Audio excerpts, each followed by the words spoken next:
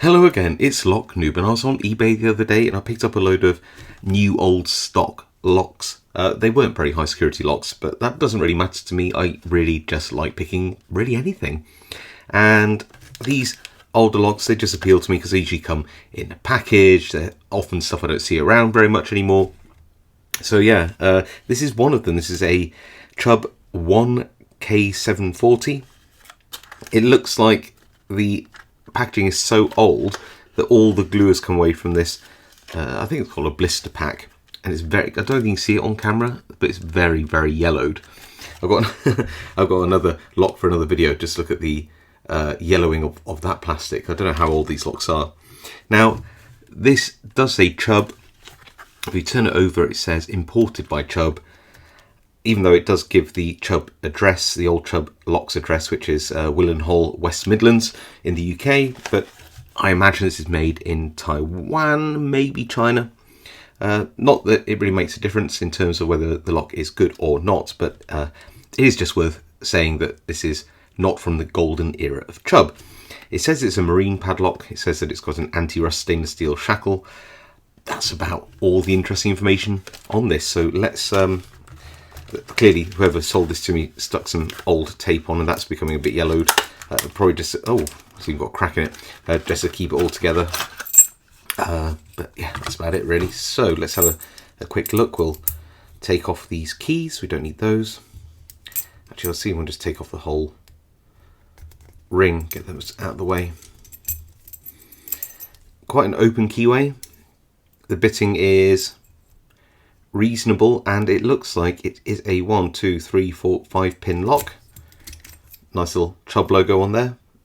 Yeah, I mean, looks completely untouched and unused. So let's throw this in a vise, and I think I've got one here actually. I rarely have a vise in a sensible position, but we do today. Put that in here. Right. Very open keyway, so I'm tempted to go for a gem style pick straight up the keyway with a bit of top of the keyway tension. So there's my pick, and I just need something which will go in the top of the keyway. Will this work? Just needs to be a piece of bent metal. Ooh, it's already a bit of a flop in that core, but we'll, you know, give it a go anyway. Pin 5, binding, really lifting that quite high, and a little click. 4, little click, nothing on 3, on 2 now, and a tiny little movement. Does that mean there are spools in here? That was 3, on to 1. Don't overset 1. Oh, on 1, and we are open. Yep. So there you go. That is very cute, but clearly not very secure. Chubb 1K740 marine padlock. Yeah, fun little thing, but I guess yeah, I don't regret paying a couple of quid for this.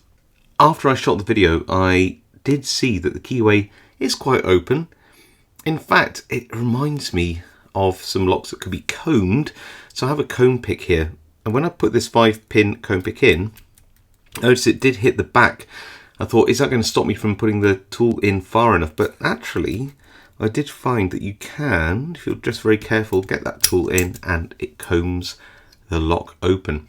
Now, to a lot of people, that's like oh, that makes a lock worse. But actually, for somebody like me who likes to demo bypasses and old techniques, it's brilliant. It's so rare to find a combable padlock like this that this is going straight into my collection now, because it demonstrates a fun technique, and like I said, it's actually quite hard to find locks that do that over in the UK at the very least.